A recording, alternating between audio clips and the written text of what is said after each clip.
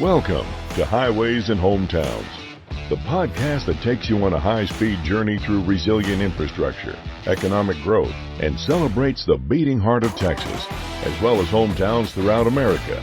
Join us as we dive into the triumphs and challenges of communities, adapting and innovating amidst the twists and turns that go into the extraordinary achievements that shape our world.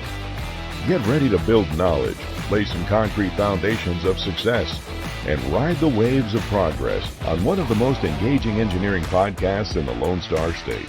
This is Highways and Hometowns.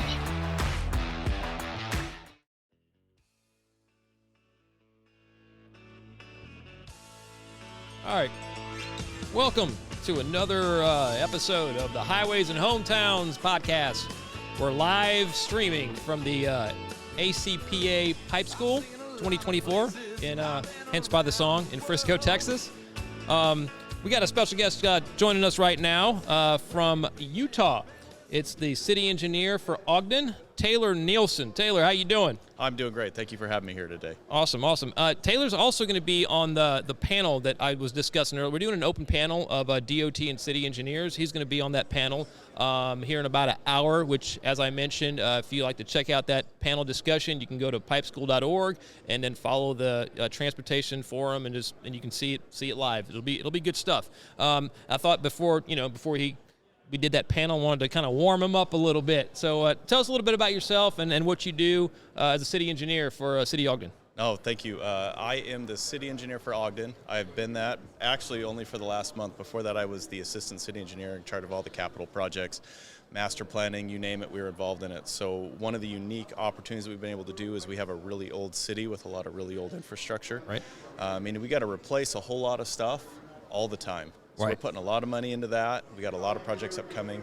And so one of the unique things that we've been doing is trying to figure out how we handle all of our flooding issues and other problems that we've tried to be really proactive with. So that's something we've been really going after, using a lot of concrete pipe, box culverts, other things of that nature to make sure that we're able to fix a lot of issues. In fact, over this last year, we had a lot of flooding and problems and runoff that was actually resolved because of some of these projects we're able to put in. Okay. So that's what we always look forward to, is being able to solve those issues and not have the problems we otherwise would have had in the past. That's awesome. Taylor, is that what you're seeing as the investment put in? Is it rehabilitation over growth right now in your area? What we had as a really old city is we took a lot of our stormwater and canals and they ran them through the curb and gutter.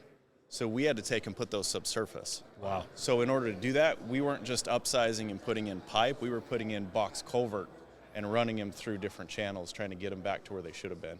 So we took a lot of that overland flow, a lot of the stuff that was normally running the roadways, had some really deep curb and gutter, nice. And we're putting it in structures and getting it out of the way, solving a lot of problems. So I'm going to say yes and no to that question. No, I mean, you're putting in 100-year replacements. That's the cool thing about what Yes. you're doing is for generations to come, that will service them. So it is a new investment. I mean, I hate to say that, but you're right. That is a yes to both of those. It's new investment, but our saying is we don't want to be back on that project anytime in our career. Yeah. So that's our goal. Long-term investment with a good return. Absolutely. There you go. We were talking offline here, and you were telling me about an interesting project / scenario that I figured was a good case study, if you will, worth sharing with everybody. Go ahead and tell us about that. Absolutely. There was a new industrial park that we put in down in Ogden. Right. And there was a bunch of stormwater we had to get in and out. And on that, we had some engineers at the time decided they wanted to save some money.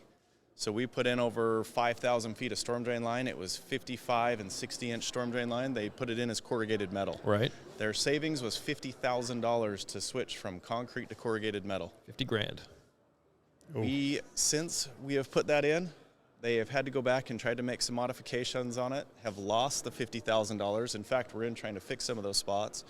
But we have now got a new bid to go in and replace that project. We're close to $4 million. Wow. So had we originally just done the concrete pipe, been sustainable, hopefully for the long run, we wouldn't be back here having this conversation again.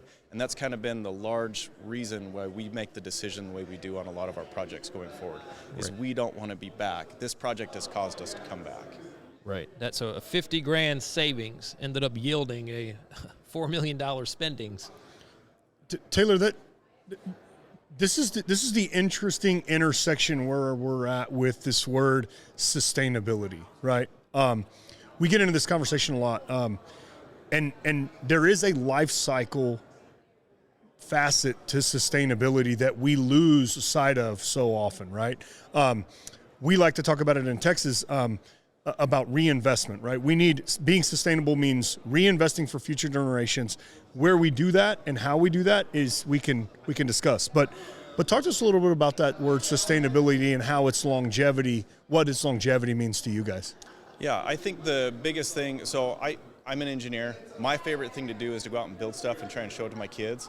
And so when we have to bury some of this stuff, it becomes problematic to show off and be excited about and be able to explain to people all these great things that we're able to do. But in my mind, what I've determined is the best way for us to be sustainable long-term is when we put in projects and people don't realize they're there or don't worry about them, right. It means we did it right. If they start talking about our projects and they start really going after, we did this wrong or this happened or this is flooding, we've done it wrong. So in my mind, sustainable means I get to put something in and I get to walk away from it. And I get to make sure that that's always going to operate.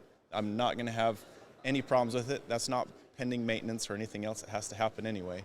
But I have something that will stand the test of time for a very long time. And that's what I hopeful as all engineers are doing is they're designing to that sort of level that they get to put something in that in their career they don't have to come back and see it, and hopefully the next career comes in as well. That's a great example and how you tie that into sustainability. That's something I always push. There's a lot of things out there that they're sustainable from a standpoint of whether it's a certain amount of recycled material they use and how green they are. But again, going back to that life cycle, that should be a very important part of the equation for sustainability. If you have a product, an engineered product that lasts 100 plus years, you put it in and you won't have to worry about it again for 100 plus years. Whereas if you have a green product per se, and it's going to last about 20 to 30 years and has to keep being replaced every 20 to 30 years.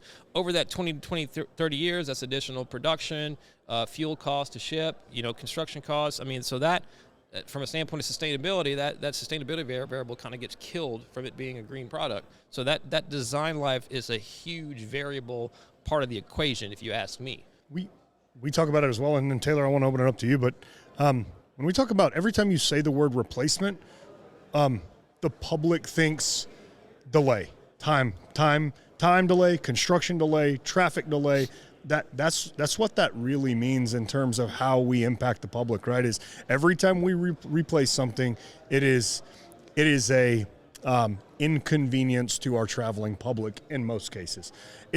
Talk to us a little bit about how, as the City of Ogden, how you guys deal with quote unquote inconveniencing the public, right? It matters. I hate to say that, but no, you're right. Especially when your constituents go right to the mayor's office.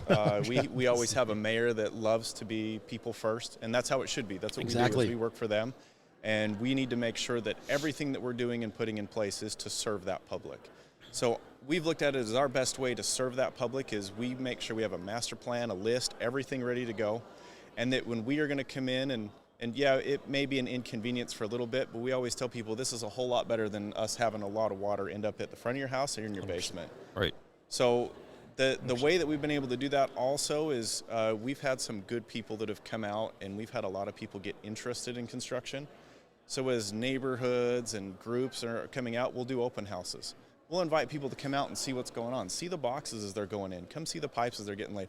They're really interesting to us as engineers, but the people who love it are all these kids that are like 10 and under. And so we've had people that have dropped off tractors to these little kids, and we've got pictures of a lot of this stuff on these projects that now you have this new generation that becomes really interested in this stuff that's going in. Right. And all of a sudden these residents don't believe it's being a hindrance anymore. It's something that their kids love to watch every day. So as we've been able to invite them into that process or invite them as part of that conversation, they've loved doing it. Now, that's not saying that solves every problem. We always have the people that complain. They always seem to find their way to the mayor's office. I feel like we're going to have those no matter what. We've always told people we're willing to put the potholes back if that's what they would prefer. Right. However, this progress, it means you're not going to see me again. So that's what I'll tell people. It's the same thing I told you guys is I'll be here on this project now. It may be 3, 4, 5, 6, 7 months, but you won't see me again. Exactly. And that's a big deal to people is to make sure. If you're a DOT tuning in right now, this is the most important conversation we've probably had all day because it is communication. The more we can get upfront about a project from a communication perspective, we win every time. It's when we can't communicate the end goal, or we can't communicate the reasons to our traveling public, that we get into trouble. So this is an awesome conversation. If you have anything else to expand on things that Ogden takes seriously about communication, we'd love to hear them. The things that we take seriously when we do open houses, sometimes we try and get enough people to give people one-on-one time when they come and ask questions. When we get phone calls that come in, sometimes we have public involvement groups or other things that we try and put out there on projects to make sure that they can talk to people. Because we've always noticed that if we can talk to somebody for 2 to 5 minutes about their specific concern, make them feel important, make them understand that their concern's important, and spend that time, that it'll save us hours on the back end of reporting back to our city council, of reporting back to our mayor's office, ultimately reporting back to so many different groups where we could have ultimately just handled it right out of the gate. And that's the big thing that I know my boss was a city engineer before I got there, our directors, that was kind of a top-down approach, that we wanted to make sure that we were able to take care of those residents and talk to them about their conversations. And, sometimes we're going to have people come in and ask the dumb questions. But if we don't give them an opportunity to express themselves and talk through that with them and take the 3 to 5 minutes, then that's going to inevitably keep growing. They're going to become frustrated, and that's going to go all the way to the mayor's office, and you're going to go up to him and say, oh, well, that's a 2-minute conversation. You're going to go, why don't we just have that? Right. So anytime that we're able to get out in front of people, get out and have those conversations initially, I've seen a massive time savings on the back end of these projects. Neighbors talk to neighbors. Exactly. That's how it goes. Rule number 1 of politics, neighbors talk to neighbors. We've seen that too with people that you'll have the neighborhood representatives will come out. You can get a hold of those people, that solves a whole lot of problems real quick. 100%. That's an excellent point. There you go. Awesome. Thank you so much for joining us. Look forward to the panel coming up here soon. So for this episode, we're going to wrap up. We're going to get ready for our open panel discussion here in a little bit. But again, we're going to keep this live stream going, bring some guests on. We still have guests from Montana DOT, TxDOT. We have two guests from TxDOT.